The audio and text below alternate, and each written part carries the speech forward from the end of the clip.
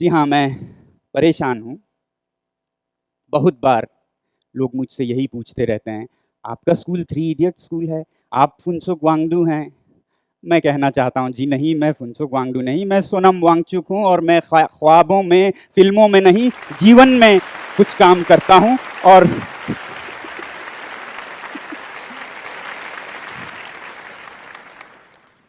हो सके तो ऐसे समाधान भारत से बाहर भेजकर भारत का कुछ नाम भी बनाएँ। मगर पूछते हैं लोग, जर्नलिस्ट, युवा लोग, और मैं चाहता तो हूँ कहना कि कोई संबंध नहीं है उस फ़िल्म से, मगर वो भी फिर झूठ होगा और झूठ कभी मैं बोलता नहीं, सिवाय इस वाले के, जो कि अभी बोला।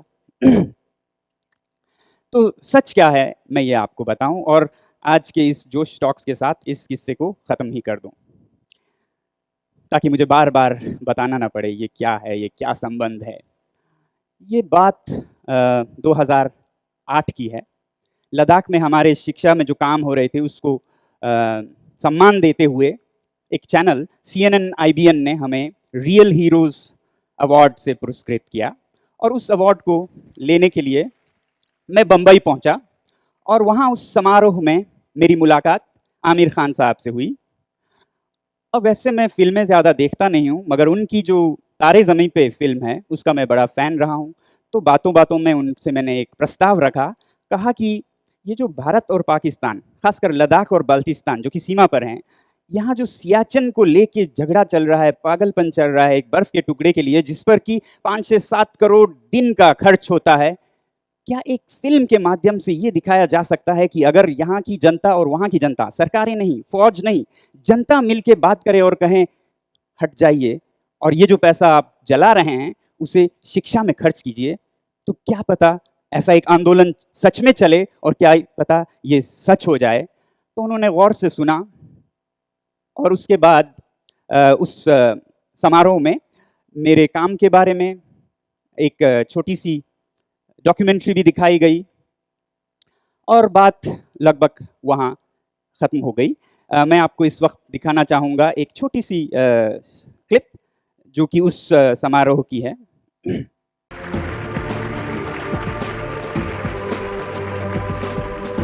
बचपन में सुना करते थे, पढ़ा करते थे कि देश के लिए जान देनी चाहिए, मगर लद्दाख में बढ़ते हुए ये देश के लिए जान देने का कारोबार बहुत देखा और जहाँ एक तरफ मैं सलाम करता हूँ उन लोगों के लिए, उन लोगों को जिन्होंने देश के लिए जान दिया, मगर इस 21वीं सदी में मेरा ख्याल है कि देश के लिए जान देने की नहीं, ज़िंदगी देने की ज़रूरत है।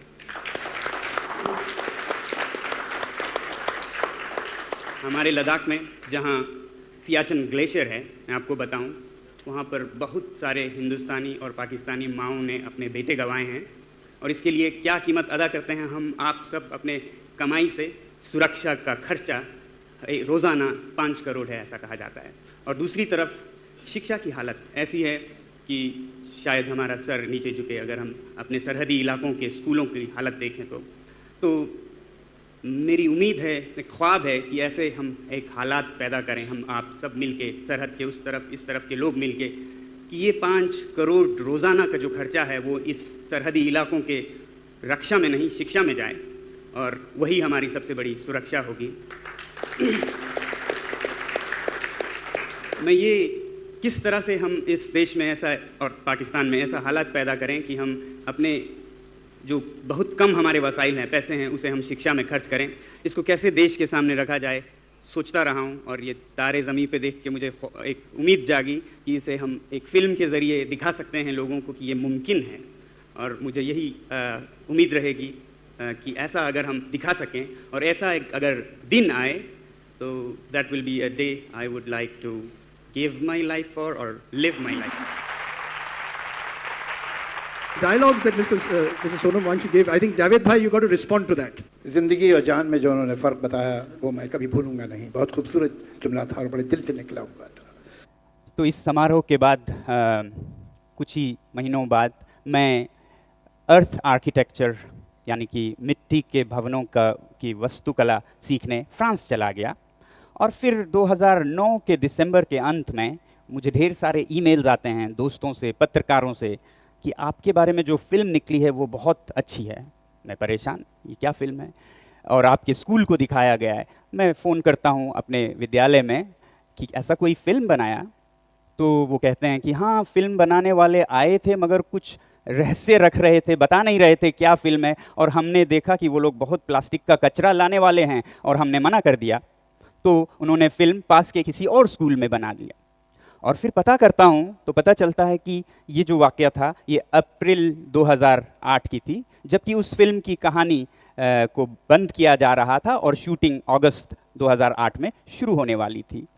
तो ये मैं आप पे छोड़ता हूँ कि कितना इससे रिश्ता है इस फिल्म से, मगर मैं फिल्मों के जीवन में नहीं रहना चाहता। इस देश को फिल्मों की ज़रूरत नहीं है। हम अपने इस देश में बॉलीवुड और क्रिकेट को कुछ अधिक ही महत्व देते हैं। हम अपने जीत भी फिल्मों में जीतना चाहते हैं, हम अपने आविष्कार भी फिल्मों में करना चाहते हैं, जबकि वास्तविक जीवन में ज़रूरत है इनकी। तो मेरे पास इतना वक्त भी नहीं कि इनके इर्द गिर्द घूमूं। हाँ, मैंने ये ज़रूर सोचा जब ये मुझे ईमेल्स आए कि मैं उनको लिखूं, मगर फिर क्या सुनता हूँ कि उस फिल्म के रिलीज़ होने की कुछ ही देर बाद एक घमासान सा हुआ चेतन भगत जी के और फिल्म निर्माताओं के बीच में कि ये क्या है, कहानी किसकी है। और मैंने सोचा भाई इस वक्त तो ना लिखूं, कहीं ये ना सोचें कि मैं भी कुछ पैसा मांगने के लिए आ रहा हूं। तो मैंने न लिखना ही ठीक समझा और 2 साल तक मैंने इंतज़ार किया, क्योंकि ऐसे क्लेम करने के लिए 2 साल के अंदर करना होता है। जब वो ख़त्म हुआ तब मैंने ज़रूर एक चिट्ठी लिखी कि ऐसा ऐसा हमारी मुलाकात हुई थी और ऐसा एक फ़िल्म निकला है, और मुझे कोई जवाब नहीं आया और जवाब का मैं इंतज़ार नहीं कर रहा हूँ, क्योंकि काम और हैं। मुझे अपने काम को भारत और भारत से बाहर दुनिया तक ले जाने का ज़्यादा शौक़ है।